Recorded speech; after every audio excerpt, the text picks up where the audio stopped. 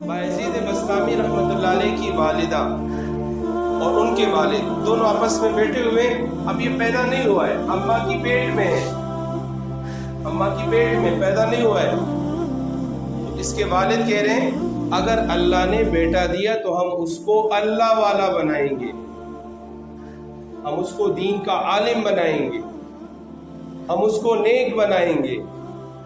अल्लाह जल्ल जलालहू ने उन्हें बायजीद बस्तामी अता फरमा दिया, लेकिन बाप जो था वो ज्यादा देर ना रह सका, उसके वालिद साहब फौत हो गए थे, ये यतीम पैदा हुआ, यतीम पैदा हुआ था। अच्छा, ना उसका कोई चाचू था ना मामू, सिर्फ एक नानी थी, बाद में वो भी फौत हो गई। इसकी अम्मा क्या करती थी बायजीद बस्तामी की, ये लोगों के घरों में बर्तन धोया करती थी, लोगों के कपड़े धोया करती थी और बायजीद को पालती रही, उसका ख्याल रखती रही और एक ही चाहत था मेरा बायजीद अल्लाह वाला बन जाए, मेरा बायजीद आलिम बन जाए। तो जब ये जवानी की जोबन तक पहुंचने लगे, अभी बचपना है, जवानी की जोबन तक नहीं पहुंचे, सुनो अभी जो है ये उसकी उम्र कम है, बस थोड़ा सा बड़ा हुआ है, ये औरतों के साथ बैठकर मशवरा कर रही है कि भाई यहाँ पर कोई ऐसा शख्स है जो मेरे बायजीद को अल्लाह वाला बना दे, जो मेरे बायजीद को अल्लाह वाला बना दे। लोगों ने कहा फुला गांव में फुला शख्स है जो दीन का बहुत बड़ा आलिम है, वो लोगों के बच्चों को अल्लाह वाला बनाते। इन्होंने अपने नन्हे से पुल बायजीद बस्तामी को लिया और उसके दरसगाह पहुंचे। दरसगाह पहुंचने के बाद बायजीद के उस्ताद से कह रही मैं अपना ये बच्चा तेरे पास लेकर आई और इसको तूने दीन का आलिम बनाना है, इसको तूने अल्लाह वाला बनाना है। उस्ताद मोहतरम ने कहा ठीक है। उन्होंने कहा नहीं, आप मेरे साथ वादा करें। कह रहे क्या? कह रहे आप इसको उस वक्त तक घर नहीं छोड़ेंगे जब तक ये अल्लाह वाला ना बने। ऐसी माए बेटी। उन्होंने कहा मैं पूरी कोशिश करूं। कहनी मेरे साथ वादा करो। मैं वादा करूं। चंद महीने बाद बायजीद को अम्मा याद आ रही, काफी अरसा हुए माँ को नहीं देखा, काफी अरसा अम्मा की जियारत नहीं हुई। तो अपने उस्ताद से कहने लगा उस्ताद जी आप मुझे इजाजत दे दे, मैं अपनी अम्मा को देखने जाना चाहता हूँ, मैं उसकी जियारत करना चाहता हूँ, मैंने अपनी अम्मा को नहीं देखा, वो याद आ रही है।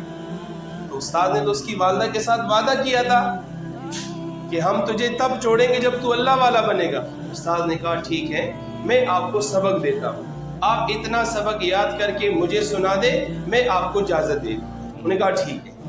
उस्ताद ने 5 दिन का सबक 1 दिन के लिए दे दिया। जो 5 दिन में याद होते हैं ना, हुफ्फाज बैठे हुए हैं, जो 5 दिन में याद होते हैं वो 1 दिन का दे दी कि 1 दिन में याद करके आओ। तो बायजीद बस्तामी ने कुरान लिया, अपने नन्हे से हाथ अल्लाह के सामने उठाए और अल्लाह से क्या कह रहे, ए अल्लाह मैंने तो अपनी अम्मा से ये सुना था कि सब कुछ करने वाला तू है, अल्लाह मुझे मेरी अम्मा याद आ रही है। नुसरतुल औलिया में ये वाक़या पूरी तफसील से लिखा हुआ है। कह रहे अल्लाह मुझे मेरी अम्मा याद आ रही है, लोगों के पास बाप आते हैं, मेरा तो बाप भी नहीं है, लोगों के पास चाचू आते हैं, मेरा तो चचा ही कोई नहीं है, ए अल्लाह तू मुझे ये सबक याद कर। सुबह हुई दोपहर तक वो साजा सारे पहुंच गए, इन्हें कुरान लिए उस्ताद के सामने बैठ गए कि मुझे सबक याद है। जब इसने सबक सुनाना शुरू कर दिया उस्ताद हैरान। उस्ताद ने कुरान बंद करके कहा बायजीद जा तुझे इजाजत है अपनी अम्मा की जियारत करके। अब ये खुशी मारे उठ पड़ा, खुशी खुशी घर जा रहे। जैसे घर के चौखट पर पहुंचा तो अपने दिमाग और दिल में यही बनाता होगा कि अभी मैं दरवाजे पे दस्तक दूंगा, अम्मा दरवाजा खोलेगी, मैं अंदर जाऊंगा, उसको गले लगाऊंगा, उससे बोसा लूंगा, उससे चुम्मी लूंगा। इतने में जैसे दरवाजे पे दस्तक दी, अंदर से गरजती हुई आवाज आई, मन दक्कल बाब। दरवाजे पर किसने दस्तक दी? तो इसने बाहर से आवाज दी, अना बुनुकी या उम्मा बायजीद, मैं तेरा बच्चा बायजीद हूँ। तो माँ ने गुस्से से कहा, मन बायजीद, कौन बायजीद? इन्नी ला आरिफुहु, मैं उसको नहीं जानती, मेरा बायजीद तो तब आएगा जब वो अल्लाह वाला बनेगा। बायजीद बस्तामी रहमतुल्लाह अलैह ने पूरी रात अपने घर के चौखट के सामने गुजारी। सुबह हुई दरसगाह चले गए, इल्म के हासिल के लिए फिर चले।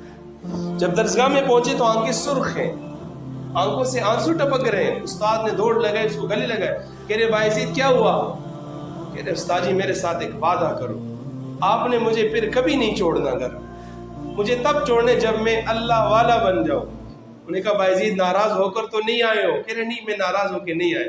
کہہ رہے کیا ہوا؟ کہہ رہے اماں نے پہچاننے سے انکار کر دیا۔ اماں نے کہا میرا بایزید تب آئے گا جب اللہ والا بنے گا۔ اس نے قرآن کو یاد کیا، قرآن کا علم حاصل کیا، حدیث کا علم حاصل کیا۔